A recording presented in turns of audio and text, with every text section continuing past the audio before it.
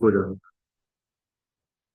출애굽기 38장 1절부터 8절까지 우선 읽도록 하겠습니다. 앞으로 이제 두 번밖에 안 남은 출애굽기가. 자, 제가 먼저 1절 읽도록 하겠습니다. 그가 또 조각목으로 번제단을 만들었으니 길이는 5규빗이요 너비도 5규빗이라 네모가 반듯하고 높이는 3규빗이며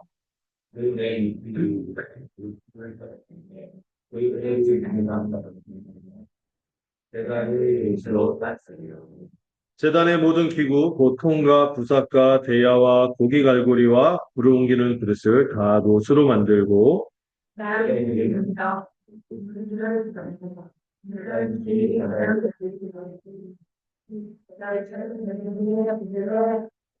그 녹금을 내 모퉁이에 채를 깰 고리 넷을 부어 만들었으며 제단 양쪽 고리에 그 채를 끼워 매게 하였으며 제단은 널판으로 속이 비게 만들었다.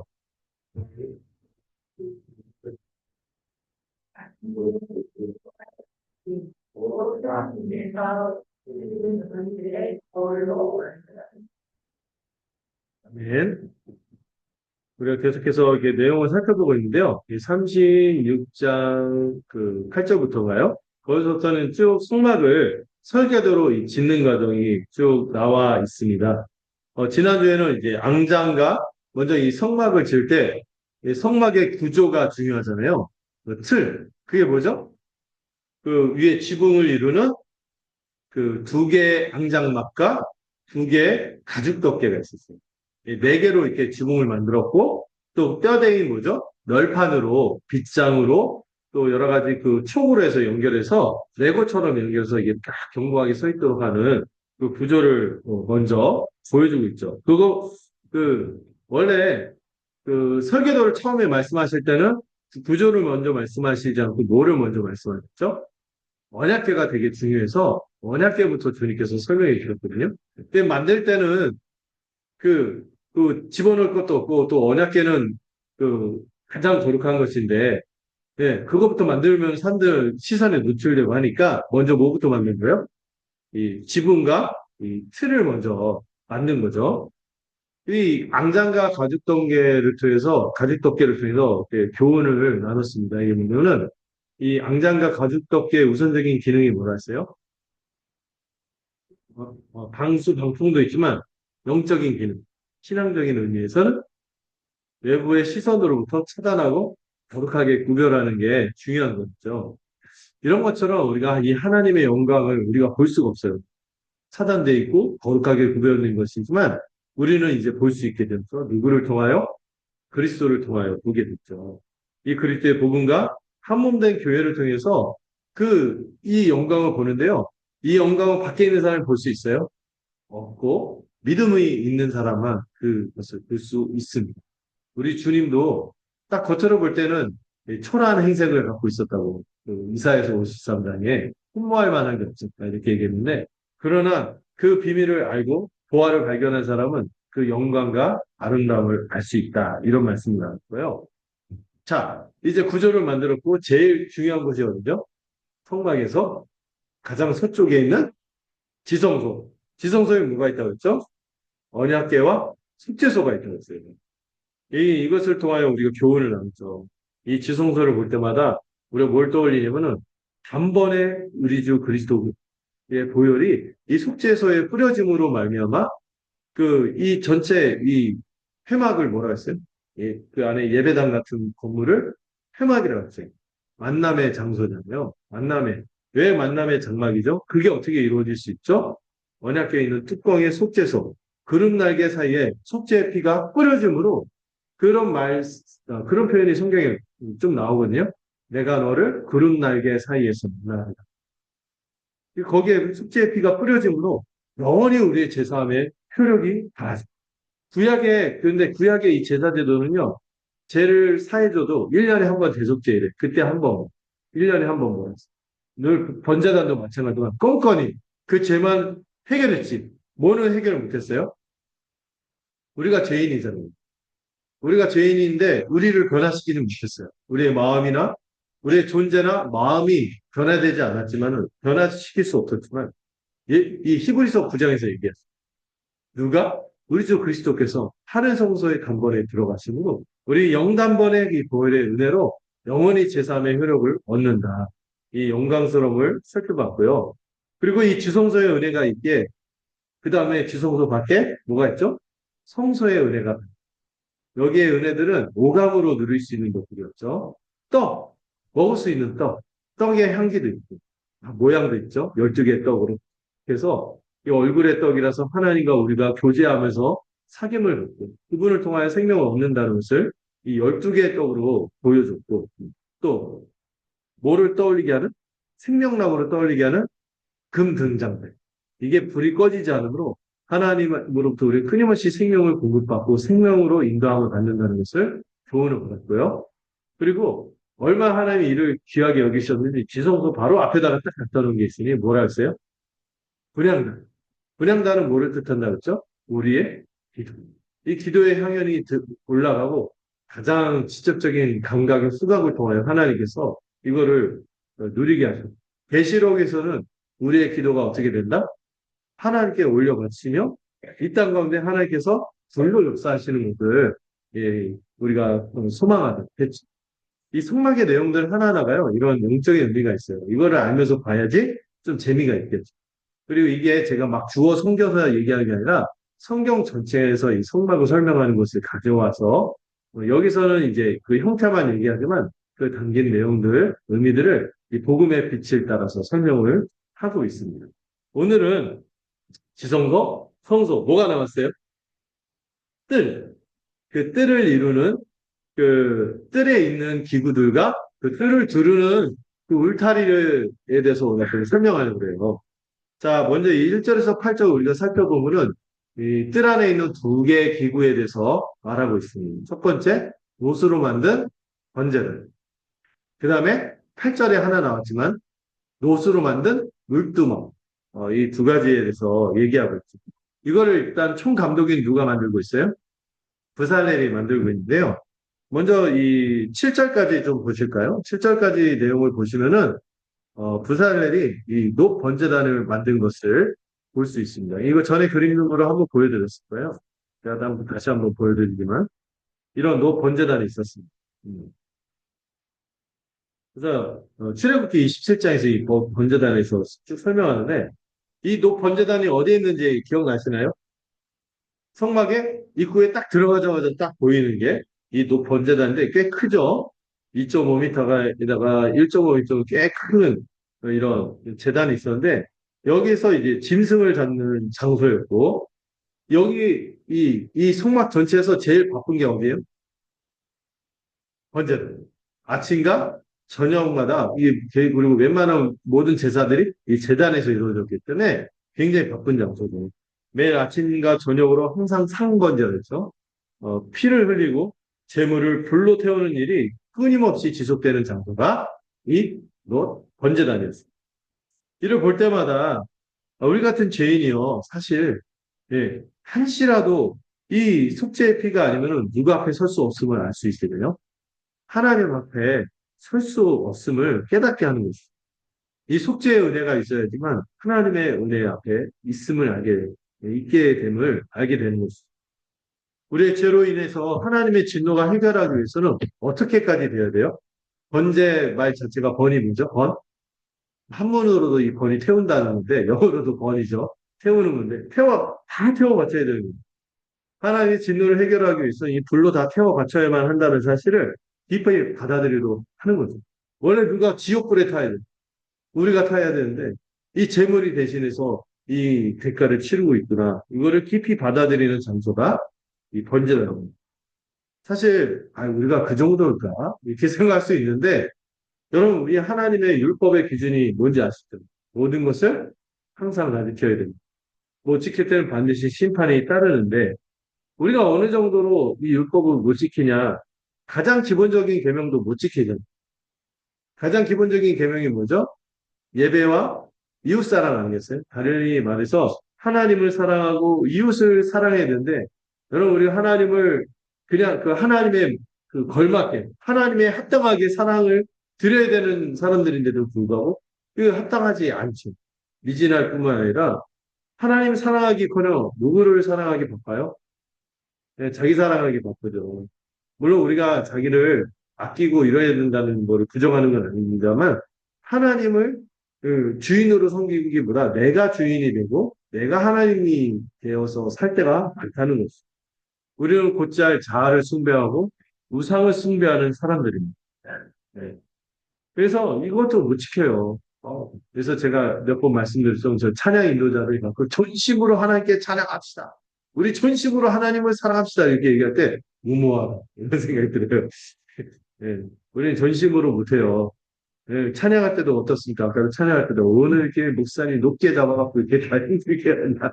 그때에서 왜 저는 삑사리가 나요? 아니면 제 빠마를 망쳤네. 막 이런 생각을 ADHD죠. 이런 존재들이에요. 하나님을 사랑하기에는요, 내 사랑하기도 바쁘고, 또 곧잘 우상에게 마음이 쏠리죠. 음. 이웃 사랑도 마찬가지죠. 우리가 이웃을 어떻게 사랑합니까? 내 자신처럼 사랑하는데 내 자신만 사랑하니까 이웃을 사랑하는 걸 예, 외면하고 우리를 곧잘 미움에 빠지고 갈등에 빠지고 오해하고 그 십계명만 생각해도 다른 사람 명예를 높여야 되는데 우리는 왜 이렇게 다른 사람 칭찬할 때는 건조한데 뒷담화할 때 이렇게 생기가 발랄하지. 누가 아니야 전에 막 그랬을 때는 얼마나 우리가 이게 큽니까? 이런 우리를 생각할 때 우리가 한순간도 단 하루도 죄와 상관없이 사는 적이 없구나.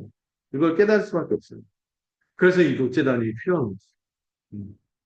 우리는요, 이 화목제물 대신 그리스도의 십자가 은혜로 하나님 앞에 설 수 있음을 인정하는 거죠.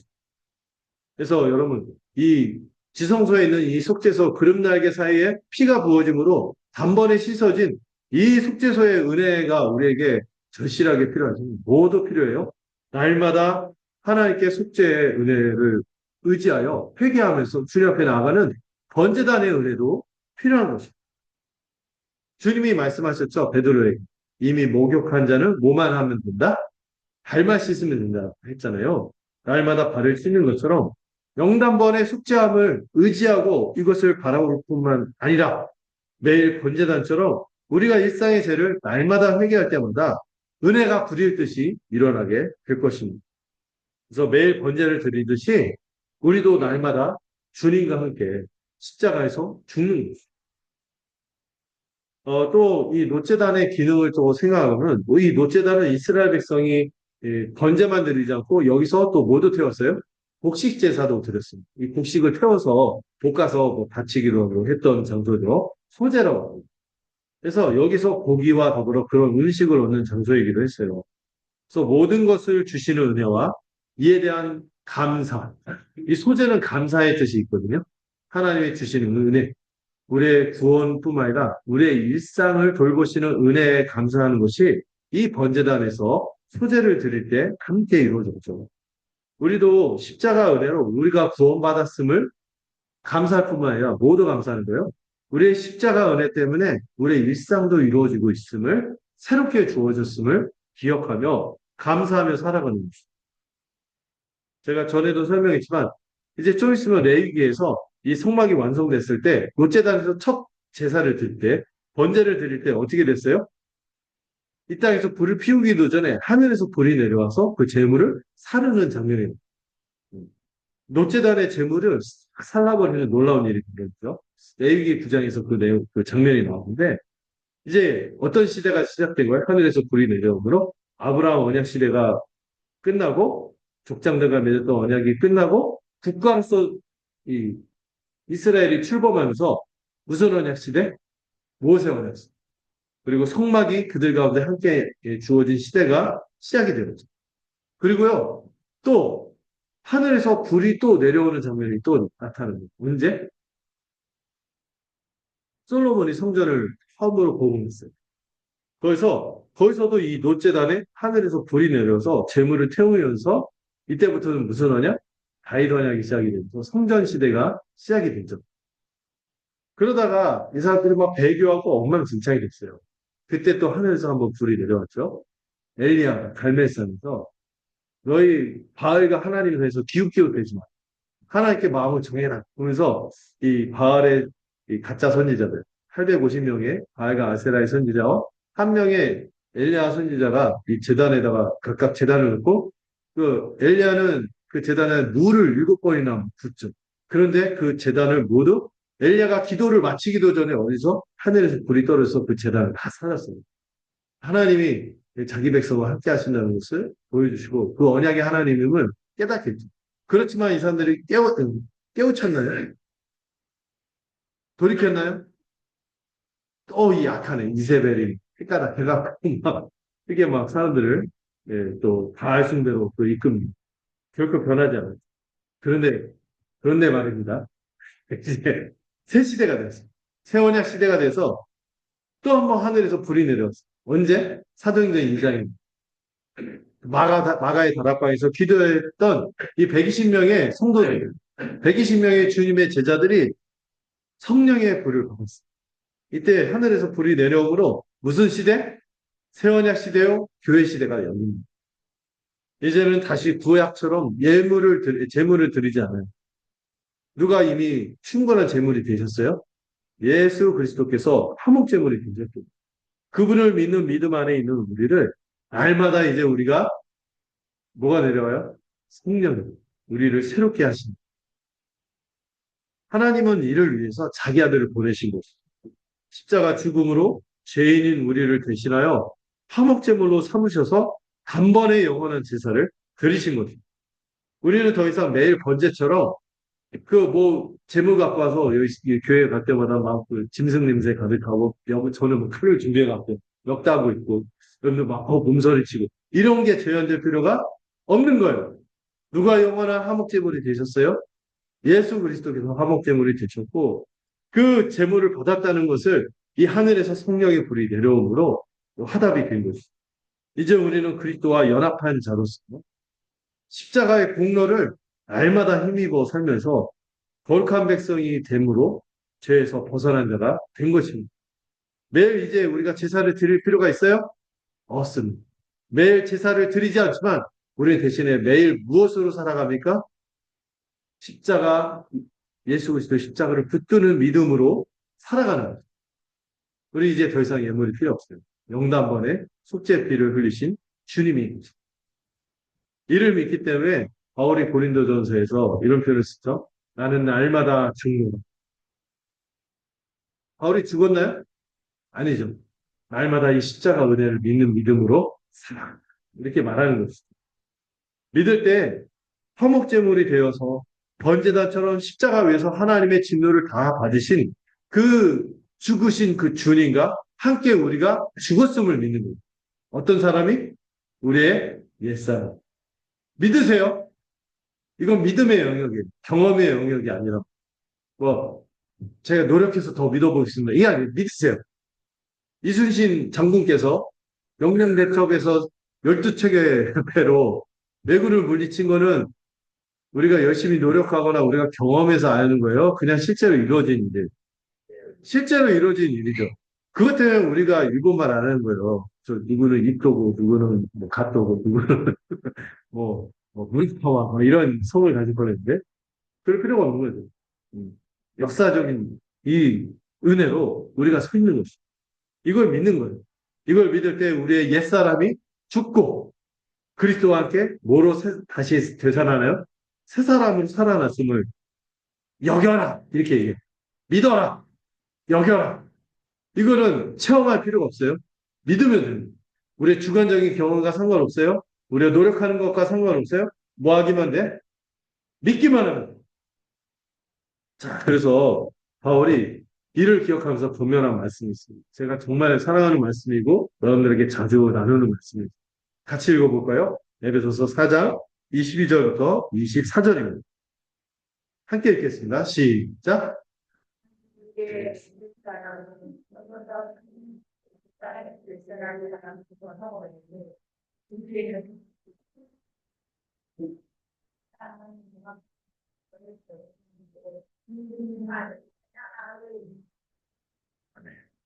우리가 원래는 어떤 사람들? 유혹의 욕심을 따르고 썩어져가는 죄악된 습관에 사로잡혀 있던 사람들인데 그런 옛사람은 어떻게 알아? 동사가 중요해요. 벗어버려요. 그리고 뭘 입어라? 새 사람을 입어라.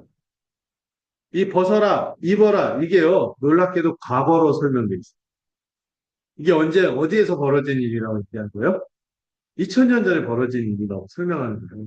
2000년 전에 우리가 믿음을 가지면은 이 옛사람을 벗고 새 사람을 입는 역사가 우리 안에서 재현되는 거죠. 이미 과거에 된 일이에요. 다만 우리에게 바울이 권면하는 것은 23절이에요. 우리가 어떻게 되기를 바라요? 날마다 우리의 심령이 어떻게 되라? 새롭게 돼요. 오늘도 믿음으로 살아가고 어제도 믿음으로 살아갔다면 내일도 믿음으로 살아가는 거죠. 제가 말씀드렸죠. 왕년의 믿음은 없어요. 오늘의 믿음으로 살아가는 거죠. 이 새롭게 된다는 이 동사 자체가요. 현재형이에요. 위에 아래 입어라 벗어라는 이 과거형인데 새롭게 되어 이거는 현재예요. 현재는 뭐예요? 지속되고 계속되고 반복되는 거죠. 여러분 그래서 우리가 매일매일 묵상합시다. 매일매일 말씀을 봅시다. 이렇게 하는 게 우리가 그 양식을 먹어야지 일상이 유지가 되는 것처럼 우리가 매일 심령으로 새롭게 믿음을 새롭게 하는 일을 그치지 않고 해야 되는 거죠. 매일 뭐가 태워서 속죄의 피를 흘고 불을 태웠듯이 롯제단이 일상에서 계속해서 그 역할을 했듯이 우리도 십자가 그늘 아래서 늘 살아가는 거죠. 매일 복음의 진리를 묵상하며 심령으로 새로워져야 하는 것이죠. 한 번 구원받았으니까 땡! 이게 아니에요. 날마다 뭐가 필요해요? 상번제를 드리듯이 믿음으로, 오늘의 믿음으로 살아가는 거예요. 자, 8절을 보면은요, 이제 물두멍이요. 드살렛이 이제 노수로 물두멍을 만들었는데, 이 물두멍과 받침도 노수로 만들었어요.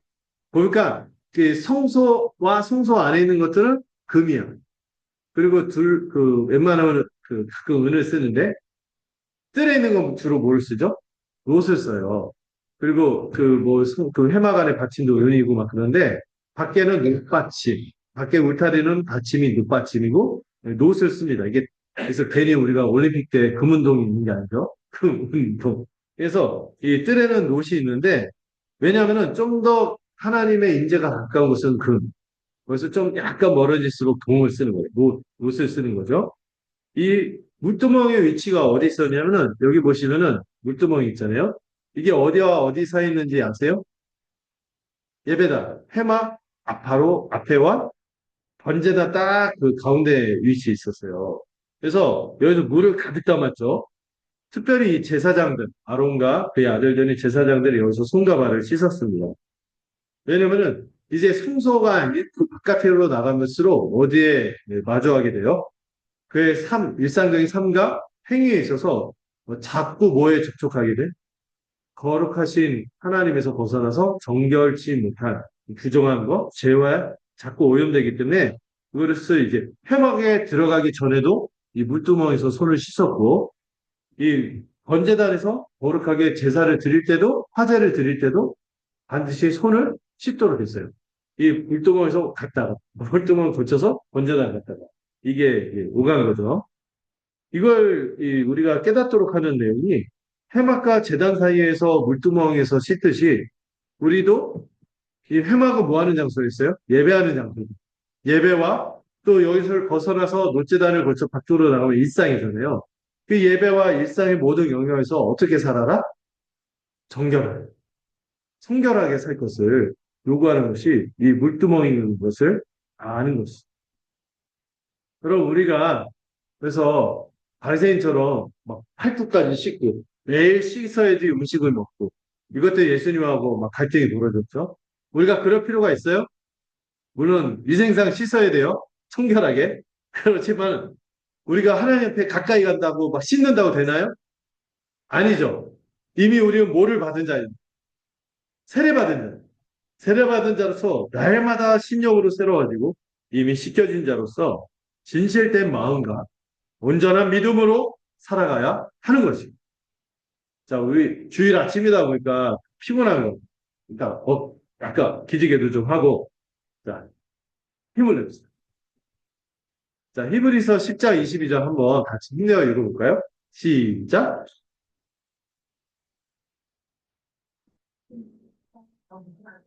뭐 맑은 걸로 세균을 받았더니 사망과 이 마음이 핏부림을 받았고 우리의 몸은 뭐로 씻었다? 물로 씻음을. 이 물두멍을 떠올리게 하는 표현인데 우리가 이미 세례받음으로 씻겨졌으니 이제 어떻게 하자? 한번 믿고 세례받았으니까 끝! 이게 아니라 참 마음과 온전한 믿음으로 함께 나가자고 권면하고 있습니다.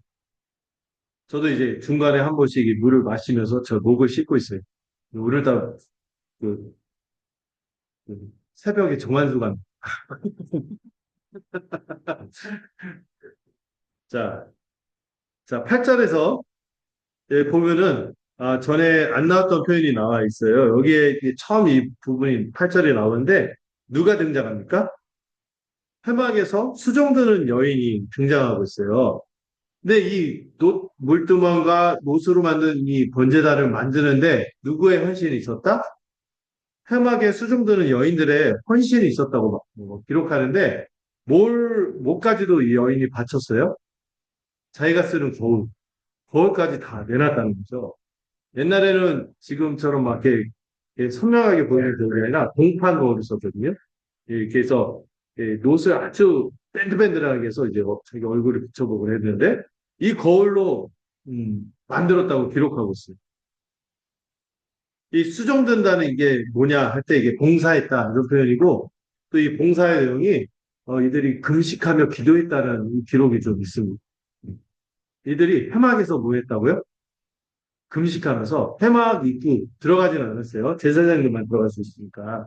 근데 이 회막 입구에서 이 함께 기도하고 예배하는 동안 함께 금식하며 기도하며 섬겼다는 거죠. 또 여러 가지로 지금 재반 소사를 같이 돌봄으로 같이 헌신했던 것 같습니다. 근데 이 거울이 뭘 상징하냐면은 자기 외모를 살피는 거잖아요. 이 여인들은 특별히 그 외모에 신경을 많이 쓰기 때문에 근데 이 여인들이 그 가장 소중하게 여기고 가치 있게 여기는 또 어떻게 보면은 이게 허영일 수도 있는데 이것만 갖고 있으면 그것마저도 내려놓고 주의 일에 힘썼다고 기록하고 있습니다.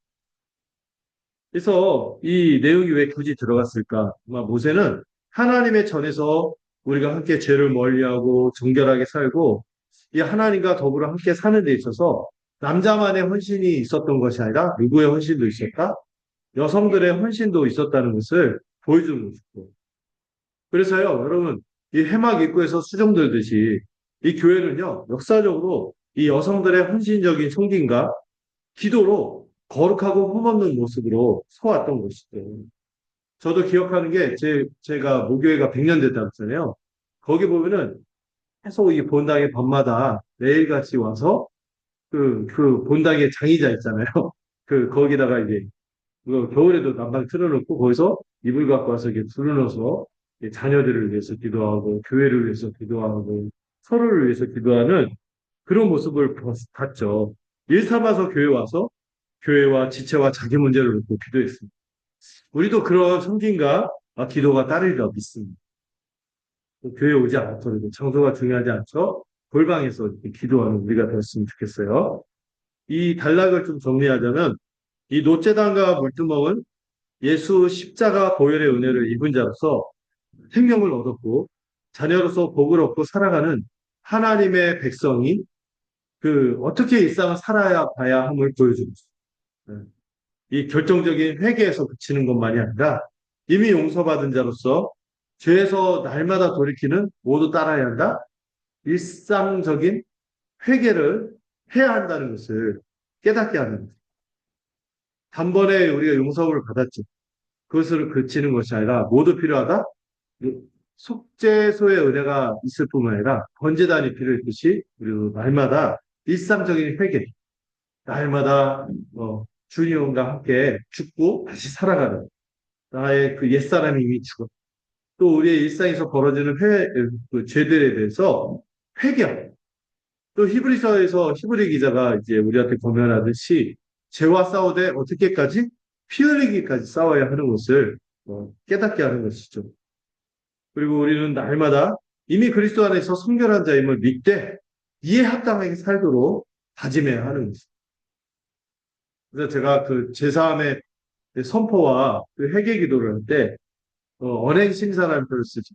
우리의 말에 있어서, 우리의 행동에 있어서, 우리의 마음에 있어서, 우리의 생각함에 있어서, 우리가 점점점 죄에서 멀어지고, 주님을 닮아가고, 거룩해지고, 변화되고, 자라가는 우리 모두가 되기를 소망합니다.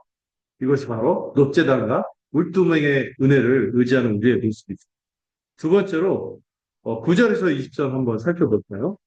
9절에서 20절 같이 읽도록 하겠습니다. 제가 먼저 읽고 여러분들 읽겠습니다. 그가 또 뜰을 만들었으니 나무로 뜰의 남쪽에는 세마포포장이 100규빗이라.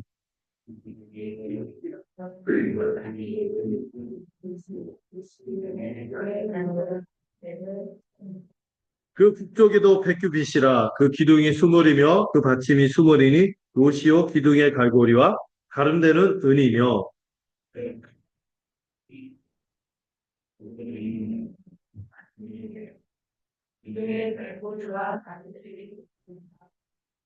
동으로 북쪽에도 10규빗이라.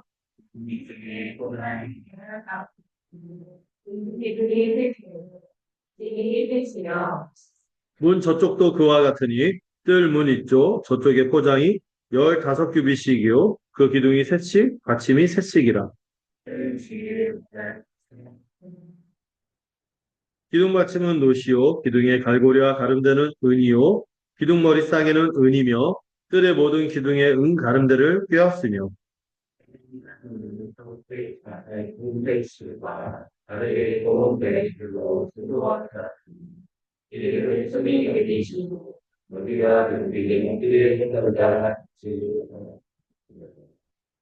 그 기둥은 넷인데 그 받침 넷은 노시오 그 갈고리는 은이요 그 머리싸개와 가름대도 은이며.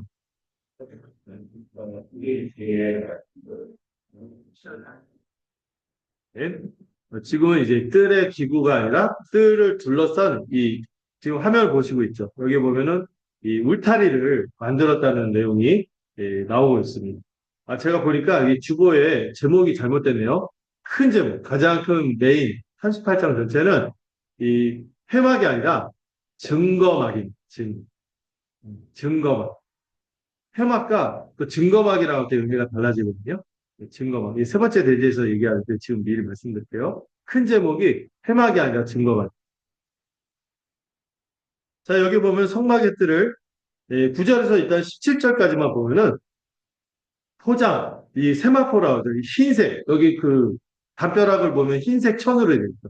이 고운 세마포로 만든 이 포장과 기둥으로 울타리를 두른 그 모습을 볼 수 있어요. 여러분, 이 뜰과 울타리의 높이가 지금 보니까 2.5m예요. 밖에서 안을 볼 수 있나요? 볼 수가 없어요. 이것도 뭐를 상징합니까?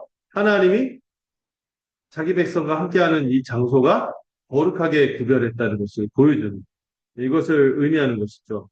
그리고 여기에 이 뜰까지는 누가 들어올 수 있어요? 이스라엘 백성은 누구든지 들어올 수 있어요. 그래서 초대하여 들어올 수 있게 한 공간이고 자기 백성을 이 하나님의 임재 가운데 구별해서 거하도록 하시고 또 그 하나님의 임재 가운데 거한 자들은 하나님이 어떻게 하십니까? 보호하시고 또 그 안에 있는 자기 백성은 하나님께서 돌보신다는 의미가 담겨있는 공간이 이 뜰입니다. 세 가지 의미가 됐어요. 구별하시고 보호하시고 돌보시는. 하나님이 자기 백성과 거처를 함께 하시면서 그들이 함께 살아갈 삶의 터전을 허락하시고 또 구별하시고 돌보시고 보호하신다는 것은 또 하나님과 자기 백성이 교제하신다. 함께 거니시며 함께 교제하심을 나타내는 공간이 이 뜰인 것입니다. 이 성막이 나중에 뭐로 발전된다 했죠? 뒤에 글자만 바뀌는데 성막이 성전으로 발전이 되죠. 그리고 예루살렘의 이 성막의 울타리는 뭐로 발전이 되면은 예루살렘 성벽으로 확장입니다. 이 하나님의 성전이 있는 도시, 이 예루살렘 전체를 하나님께서 전체를 하나님과 하나님의 백성이 함께 거하는 공간으로 거룩하게 구별하되 확장하십니다. 어느 날 이스라엘 백성이요 언약을 깨뜨리잖아요. 우상 섬기고 하나님의 명령에 순종하지 않고 가난한 자를 착취하고 이런 일들이 벌어지니까 자꾸 하나님이 회개하고 돌이키라고 했는데 끝까지 회개하자고 돌이키지 않아서 남북으로 쪼개질 뿐만 아니라 그쪽이 먼저 망하고 남쪽마저도 BC 586년에 바벨론의 침공으로 멸망하게 됩니다. 멸망은 아니죠. 징계를 받게 됩니다. 이게 하나님이 얼마나 많이 경고했는지 돌이킵니다. 그런데도 끝까지 돌이키지 않아서 징계를 받습니다. 그래서 어디로 쫓겨나요? 어디에서? 가나안 땅에서 쫓겨나서 이제 포로로 끌려가죠. 포로로 끌려갈 때 그 일만 일어났나요? 뭐가 불타버렸어요? 성전이 불타버려요. 성전만 불탔나요? 성벽까지도 다 무너지고 불이 타버렸어요. 그래서 느헤미야가 이 성벽을 다시 세우는, 재건하는 과정이 이 느헤미야에 나오는데 느헤미야가 막 울어요. 성벽이 무너졌다는 소식을. 왜 울었냐면은 이제 더 이상 하나님 우리를 이방 백성과 자기 백성으로 구별하시지 않는군. 우리를 다른 백성과 똑같이 죄인으로 여기십니다. 더 이상 우리를 보호하시지 않는, 더 이상 우리를 돌보시지 않는 이런 의미로 다가왔기 때문에 그렇게 느헤미야가 통곡하고 울었던 것이고 다시 성벽을 회복하는 것을 소망합니다. 나중에 불에 타버린 이 무너진 이 성벽을 포로 시절 포로 시대를 끝내고 귀환한 이스라엘 백성들이 이 성전을 먼저 회복하죠. 그리고 여전히 성벽이 회복되지 않아서 이 성벽을 회복하긴 하지만 여러분 이 느헤미야가 그렇게 성벽을 50일 만에 재건하거든요. 여러분 이게 그 성벽이 규모가 있었을 텐데 어떤 공사든지 52일 만에 완공하면 그건 날린 공사잖아요. 그런데 날린 공사가 아니라 정말 그럴듯하게 52일 만에 심지어 외적들이 막 쳐들어오고 안에서는 내분이 일어나고 이런 가운데서 50일 만에 하나님의 은혜로 성벽을 재건해요. 그러지만 느헤미야 결론이 어떻게 됐는지 아세요?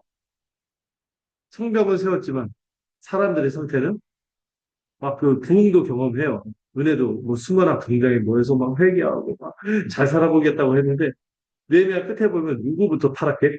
대제사장부터 타락하고 그 백성들이 다뭐그 이방 여인하고 막 이혼하고 막 결혼하고 막 이런 모습이 있고 자기 말을 몰라. 자기 말을 모른다는 거예요. 하나님의 말씀을 볼 리가 없죠. 이런 걸 보고 느헤미야가 엄청 슬퍼합니다. 성벽을 회복해도 뭐를 회복하지 않았어? 사람들이 회복되지 않았어.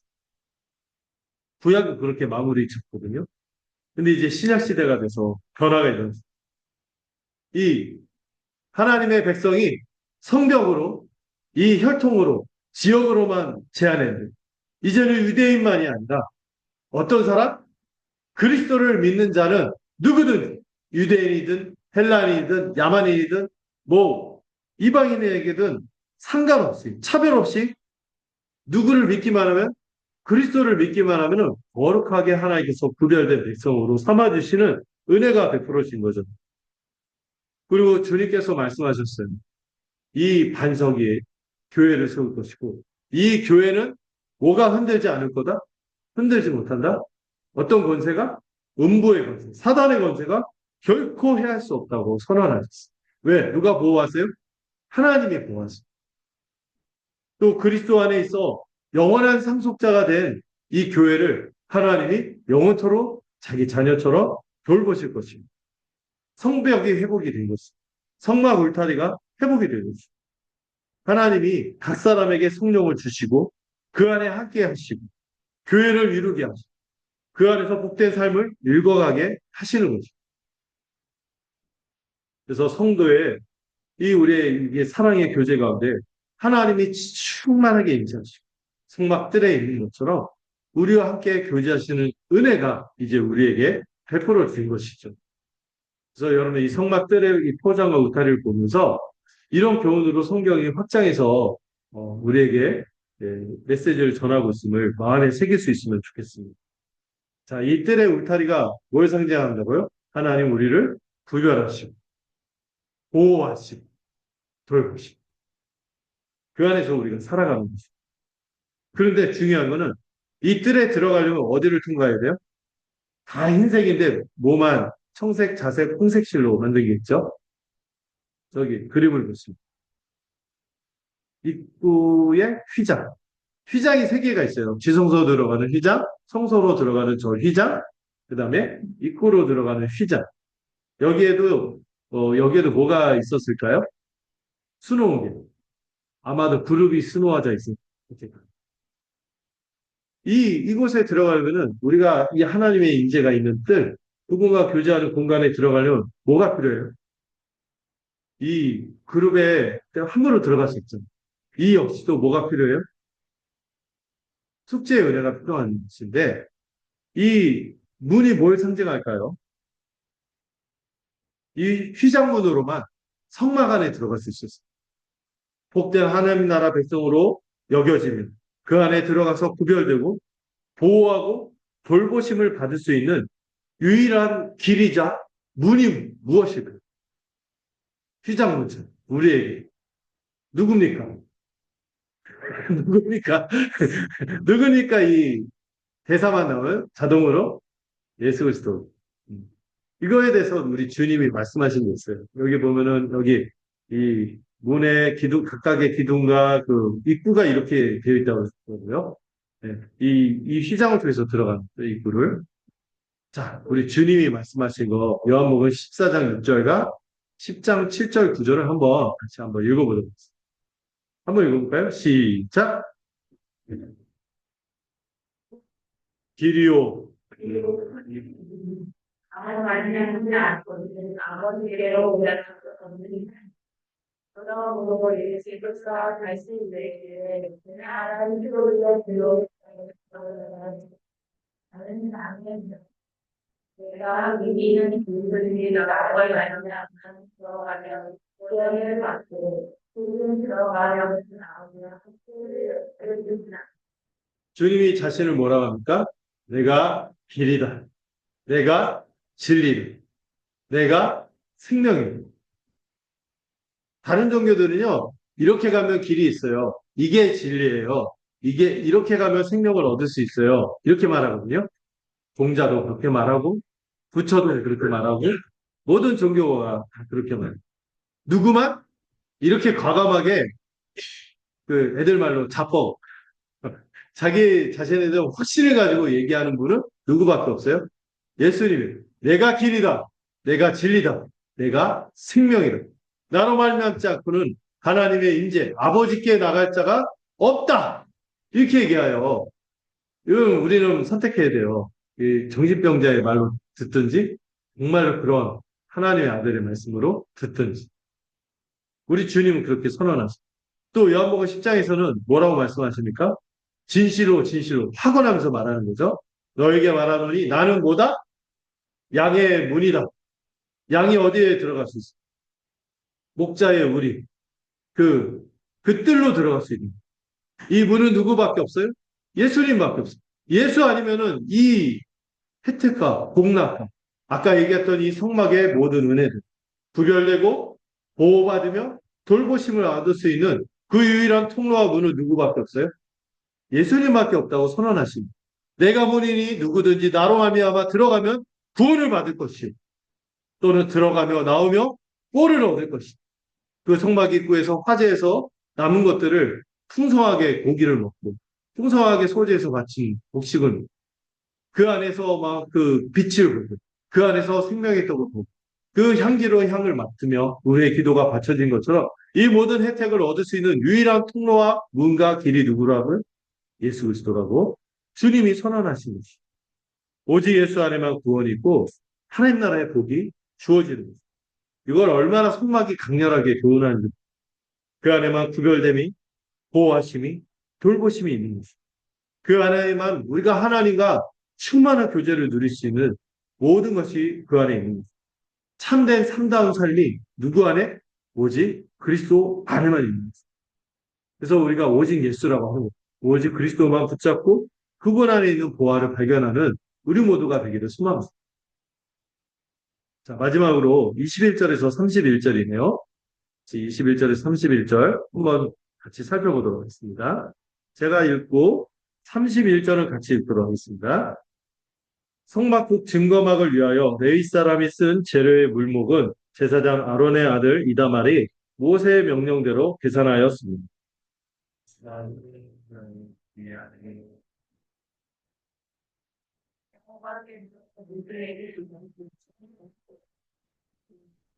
단지파 아히시막의 아들 오홀리압이 그와 함께 하였으니 오홀리압은 재능이 있어서 조각하며 또 청색, 자색, 홍색 실과 가는 배실로 수놓은 자더라.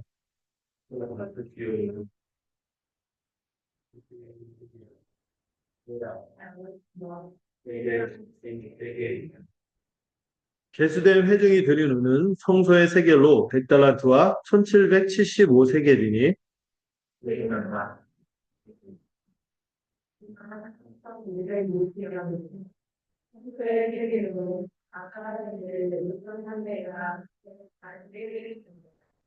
은 100달란트로 성소의 받침과 휘장문의 기둥 받침을 모두 100개를 부어 만들었으니 각 받침마다 한 달란트씩 모두 100달란트요.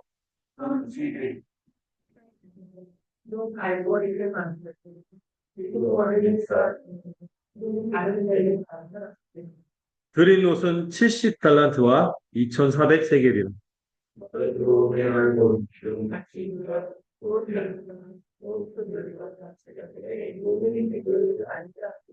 함께 읽겠습니다. 뜰 주위의 기둥 받침과 그 휘장문의 기둥 받침이며 성막의 모든 말뚝과 뜰 주위의 모든 말뚝을 만들었더라. 아멘.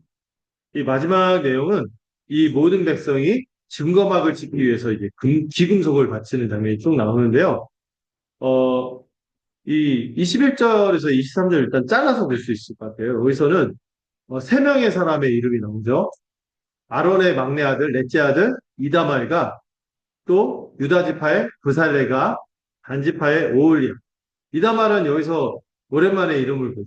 브살레 오홀리아가 계속 나왔는데 근데 여기서 성막을 뭐라고 부릅니까? 증거막으로 불러요. 이게 거의 처음 나온 표현이죠. 증거막이라는 표현으로.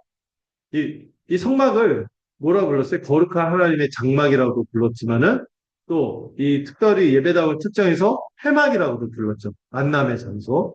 근데 오늘 또 뭐라고 부릅니까? 언약궤를 증거궤로 부르듯이 이 막을 증거막이라고 부르겠어요. 이게 왜 증거막이라고 하냐? 여러분 언약궤 안에 뭐가 있죠? 증거판. 증거판에 뭐가 적혀 있죠? 두 돌판. 십계명이 적혀 있어요. 그래서 이 증거판이 이 성막 안에 있다는 것을 강조하는 표현입니다. 이 성막이. 그래서 성막의 일차적인 목적이 뭔가를 생각하도록 하는 거예요. 여러분 성막이 하나님이 우리와 살겠다고 들어온 공간. 하나님 우리와 함께 하시겠다고, 함께 살겠다고 하신 공간이잖아요. 그래서 하나님과 우리가 언약 관계가 되었죠. 이 언약 관계의 핵심이 뭘까요? 하나님의 계명을 지키는 것입니다. 요한복음에서도 나를 사랑하는 자는 나의 계명을 지킨다. 이런 말씀이 있죠. 우리도 하나님을 사랑하고 하나님과 관계 맺은 그런 자로서 하나님과 관계의 중요한 핵심은 뭐냐면 계명을 지키는 거예요. 계명의 핵심은 뭔지 아시죠? 하나님을 사랑하고 이웃을 사랑하는 삶이 있어야 됩니다. 여러분 우리가 뭐 예비군입니까? 그냥 그 장소만 들어가면 끝나는 거예요? 그래서 아무 예비군들 아시죠? 막 들어가면 군인이라고 볼 수 없죠?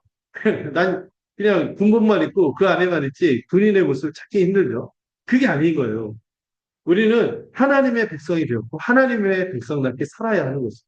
그 내용이 뭐예요? 구원받은 자답게 하나님을 사랑하고 이웃을 사랑하는 것이 우리의 삶의 본질이다. 이걸 알려주는 표현이 증거막이라는 표현입니다. 근데 이렇게 살기 위해서 뭐가 필요한가도 이 21절, 23절에서 보여주는데 이 세 사람의 왜 나왔을까요? 이다말은 뭘 했고 브살렐은 뭘 했고 오홀리압은 뭘 했다. 이게 뭐냐면은 이 성막 안에 있는 이 사람들이 각각 자기의 은사를 받아서 각각 자기의 소명을 감당했다는 것을 보여주고 있습니다. 이다말은 뭘 했습니까? 재료 물품의 목록을 계산하고 관리하는 역할을 했고 브살렐은 전체를 총감독하는 현장 감독 역할을 했고 오홀리압은 어떻게 했어요? 고급 기술을 이 오홀리압이 갖고 있었거든요. 이 세공하는 기술, 술을 넣는 기술, 염료로 염색하는 고급 기술이 있었는데 이런 은사를 가지고 함께 어떻게 했어요? 마음을 하나로 모아서 협력했다. 여러분, 우리가 하나님을 사랑하고 이웃을 사랑한다. 말로만 우리의 삶이 이루어지는 게 아니에요. 뭐가 있어야 돼요? 우리 각자가 맡은 소명이 있고 은사가 있는 것이죠. 그래서 우리가 각각 그 봉사, 사명을 은사를 가지고 최선을 다해서 협력해 나갈 때 비로소 우리의 삶이 구체적으로 드러나고 나타나는 거죠. 그래서 우리 중에 누구도 쓸모없는 존재는 없어요. 또 어떤 사람은 쓸모로 판단하지 않죠. 그 사람 자체가 하나님의 형상이요 귀하지만 또 우리가 서로 사랑하기 때문에 우리의 은사를 가지고 아낌없이 헌신하며 살아가는 것이죠. 마음을 하나로 협력해서 살아가는 것이죠. 그 다음에 여러분들 24절에서 31절을 보면은 좀 지리하게 느껴질 수 있는 내용이 나오죠. 그 이다말을 계산한 내용이 쭉 나오고 있습니다. 뭐 금과 은과 동 또는 못을 바친 내용이 쭉 나오고 있어요. 음. 이 성막 건축 비용으로 먼저 뭐를 소개합니까? 금을 바쳤다고 얘기하는데 이 안타까운 게 이 원문의 표현으로 나온 게 안 나온 게 있는데 요제로 바쳤다 이런 표현이 들어있어요. 요제가 뭔지 아시죠? 힘드는 거. 팔 빠졌겠다. 금. 근데 이 금을 바쳤는데 이 요제로 바친 게 어떤 의미냐면 풍성하고 넘치도록 이 흔들고 막 넘치잖아요. 넘치고 흔들어 넘치도록 풍성하고 이게 들이도록 이들이 바쳤다는 것을 표현하는 건데 이 성소의 세겔이라는 단위가 있어요. 이걸로 29달란트와 700세겔을 금을 바쳤다고 나와 있는데 이게 그 도량형으로 계산하니까 820kg. 금이 820kg. 어마어마하죠? 금만 820kg. 이거를 정말 이들이 기쁨으로 넘치게 바친 거예요. 옛날에 우리 IMF 극복할 때도 금 모으기 할 때 어마어마하게 얻었다고 했어요. 마음이 하나로 하니까. 이런 일이 있었고, 또 은은 얼마나 바쳤냐면은 은을 따로 걷는 게 아니라 은을 이렇게 걷었대요. 인구조사를 통해서 여기 보면은 개수라는 표현이 나오죠. 인구조사예요. 인구조사를 해서 그 누구? 20세 이상의 남자. 나중에 이게 민수기에 그대로 나오거든요. 전쟁에 나갈 수 있는 장정이죠. 20세 이상의 남성들은 그몇 명이 계산이 되면 60만 3,550명이 계산이 돼요. 나중에 그 보면은 민수기에서 광야로 들어갈 때 이 인원이 그대로 개수가 되고 여러분 40년 지나가서 다시 그 여호수아 보면은 가나안 땅에 들어갈 때 몇 명인지 아세요? 60만 명 그대로 유지가. 약간 그 밑에 단위가 좀 달라졌었지. 하나님이 그대로 그들을 보존해 주신 거죠. 근데 그 인구수대로 그 은을 모았는데 이 성소의 세겔로 100달란트와 1775세겔을 모았다. 이렇게 나와 있어요. 이게 그 계산하니까 은은 2830kg. 이 사람들 따로 걷는 게 아니라 그 인구조사를 통해서 은을 거둔 거죠. 각 사람에게 은 한 배가, 그 한 세겔의 반 세겔. 배가가 단위인데 한 6g 정도 되는 것 같아요. 6g씩 이 60만 3,550명 이렇게 다 모았더니 대략적으로 2,830kg이 모였다. 이렇게 얘기하는 거죠. 이들이 바칠 때요. 하나님의 명한대로 성실껏 바쳤대요. 빠짐없이 한마음 인구조사를 했고 그 누구도 예외 없이 다 하나님께 정한 대로 성실껏 바친 것이 이 내용이 있습니다. 그리고 나서 이 100달란트 그중에 100달란트를 빼서 성소에 바친 피장물의 기둥 받침을 만들었는데 100개를 만들었대요. 그리고 각 받침마다 한 달란트씩 썼대요. 그래서 이 각 받침이 28kg. 꽤 무겁죠. 그래서 100달란트를 썼다 이렇게 기록이 나와 있습니다. 28kg씩 100달러니까 거의 2,800kg. 이게 또이또이 맞은 것같요 그 다음에 마지막에, 그 다음에 그 1775세계 남은 걸로 기둥 갈고리를 만들고 기둥 머리를 싸고 기둥 가름대를 만들었다. 이렇게 나와 있는데, 아까 여러분들 말뚝 보셨죠? 그 성막의 기둥 보시면 위에 은 싸개가 있고 중간중간에 은의 고리가 있고 이런 것들을 만드는데 썼다고 합니다. 자, 마지막 뭐가 있습니까? 노, 불이, 이 동을 요제로, 이것도 요제로 바쳤대. 이거는, 은은 의무적으로 그 인구조사를 통해서 거두고 금과 동은 어떻게 했어요? 요조로 어떻게 했어요? 뭐예요? 자원하여 드리는, 풍성하게 드리는 예물로 이렇게 나와 있는데 이거는 70달란트와 2,400세겔이니까 계산하니까 이 놋은 2,000kg이 쓰여졌다. 이렇게 나와 있습니다. 이걸로 회막 문의 기둥 받침, 놋재단, 놋구물, 재단의 모든 기구를 만들었고 뜰 주위의 기둥 받침, 그 휘장문의 기둥 받침, 이 성막의 모든 말뚝, 놋뜰 주위의 모든 말뚝을 쓸 때 이 놋을 썼다. 이렇게 기록이 되어 있습니다. 자, 이렇게 해서 오늘 내용을 좀 살펴봤고요. 이 마지막 단락의 의미를 좀 살펴보고자 합니다. 여러분, 이 성막 건설의 목적이 이 성막을 뭐라고 부름으로 알 수 있게 된다고요? 증거. 이 증거는 뭐예요? 하나님의 백성으로 합당하게 살겠다는. 그거 뭐죠? 계명을 지키는. 하나님의 뜻과 하나님의 정신을 따르는 것. 그 핵심이 뭐라고요? 여러분, 우리가 교회 와서 이게 살아가는 삶의 내용이 뭐여야 합니까? 하나님을 사랑하고 이웃을 사랑하는 것이죠. 여러분 기억하세요? 복음의 기초 8가 하나님 나라에 들어간 자의 삶의 내용이 뭐라고요? 사랑이죠. 그 사랑이 우리 삶의 내용이어야 한다는 것을 증거막이라는 이름으로 저는 시사한다고 봅니다. 또 이 성막을 건설할 때 특징이 있습니다. 다양한 그 세 명의 이름이 나왔죠.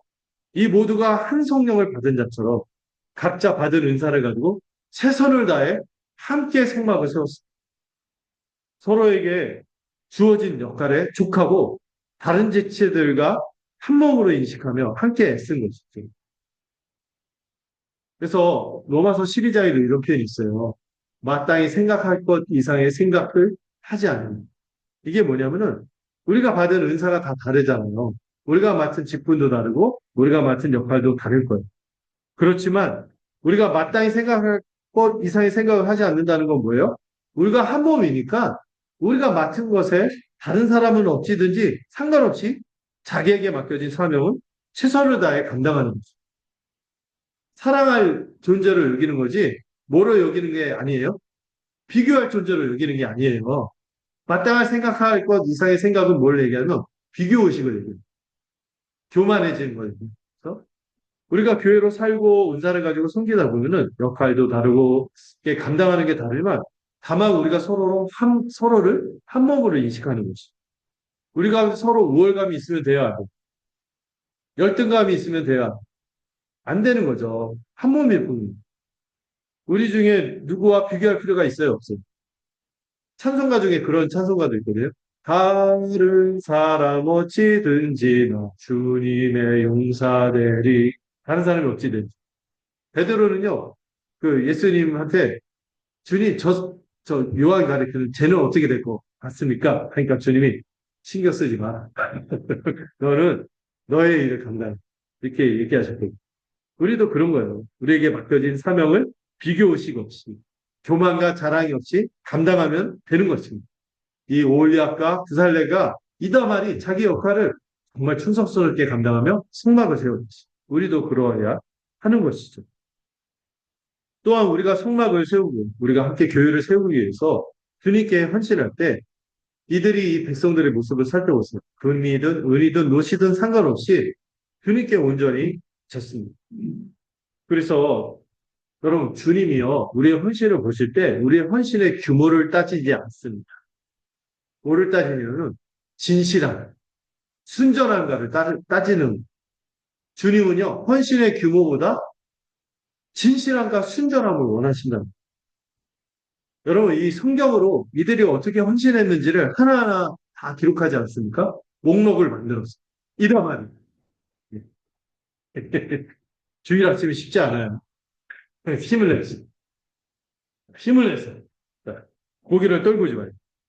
자, 자, 이 하나하나 기록해서 남기게 하듯이 이를 소중하게 여기는 거죠. 여러분, 이걸 통해서 제가 묵상한 게 하나님 참 우리의 마음을 확인하고 점검하시기를 원하시는구나 하는 생각이 들었어요. 실제로요, 우리 예수님 왠지 뭐 재물 이런 거는 막 세속적이고 멀리 할 것 같고 그렇죠. 주님이요, 사람들이 어떻게 돈 쓰는지 관심이 많았어요. 제가 그걸 어떤 본문에서 발견하고, 아, 그렇구나 하고 깨달은 게 있었는데, 그 본문을 한번 함께 보고자. 다시 한번 볼까요? 마가복음 12장 41절. 잘 안 보이죠? 네, 치울게요. 보이게. 한번 읽어봅시다. 시작. 주께서 헌금을 위하여 받는다. 누가 그때 헌금을 해주시는 자를 주시되 여러 가지 많이 듣는데 하나는 가운데 말하고 그들에게 하나 누구라기를 주셨다. 그래서 그들은 나를 믿으러 이 사람을 가보면 선을 행하는 그 사람과 아니고 이 전체 말씀을 통해서 우리 주님이 뭘 귀하게 여기신다고요? 헌금의 규모보다 순전함과 진실함을 귀하게 여기신다는 것을 알 수 있어요. 근데 그 전에 제가 좀 신기하게 본 게 예수님이요, 이 성전에 들어갈 때 성전 앞에 연복에 헌금함이 있거든요. 근데 사람들이 이 성전에 들어가기 전에 거기에다가 헌금을 내요. 근데 지금 어떤 상황이에요? 헌금함을 마주 앉고 앉아갖고 사람들 돈을 어떻게 내나, 얼마 내나, 이거를, 보고 있는 이 특이한 그림이 나와 있어요. 네. 왜냐면은, 여러분, 물질이 있는 곳에 마음이다. 이런 마음 하지 않습니까? 이런 말 하지 않습니까? 주님 우리의 마음 확인하고 싶어 하세요. 우리 말은 막, 이렇게 근사하게 하는데, 그리고 어떤 관계에 있어서 실제로 그 사람에서 마음이 있다 하면서 돈 한 푼 안 쓴다면 그 진솔한 관계가 아닌 거죠. 우리 주님도 그걸 바라셨던 것 같아요. 그러나 주님은요, 아까 말씀했듯이 헌금의 규모보다 뭘 중요하게 여기신다? 도랩돈의 헌신을 원하십니다. 온전하고 순전하고 진실하고. 우리 주 예수님은요, 이 과부의 두랩돈을 귀하게 여기셨어요. 이 과부에게 가진 것은 한 고들한테밖에 없어요. 두 랩돈. 이게 우리 식으로 돈을 환산하니까 3,000원? 그 정도밖에 쓸 수 없는 정말 극빈한 과부입니다. 근데 이 과부는 가난하지만 하나님을 향한 마음은 누구보다도 수하고 인색하죠. 풍성했던 거예요. 아까 요제라고 해서 힘들어서 넘치도록 바친 것입니다. 우리 주님이요 또한 말씀하신 게 있어요. 그래서 이 과부가 어떤 사람보다 많이 이렇게 얘기하고 우리가 주님 앞에 드릴 때 그런 마음으로 드릴 수 있으면 좋겠어요. 또 이 말씀도 한번 같이 볼까요? 다 풍족한 가운데 넣었지만 이 과부는 자기 모든 소유, 생활비 전부를 왜 이거를 드릴 수 있을까요? 이거 하면은 그날 굶을 수 있어요. 내일도 굶을 수 있어요. 근데 바친 거는 뭐에 대한 믿음이 있어요? 만나의 신앙이 있는 거예요. 하나님이 내일의 삶을 책임져 줍니다. 이런 헌신의 마음이 있었기 때문에 그가 드릴 수 있었던 거죠. 이 말씀도 한번 읽어볼까요? 마태복음 6장 21절. 같이 읽어봅시다. 시작.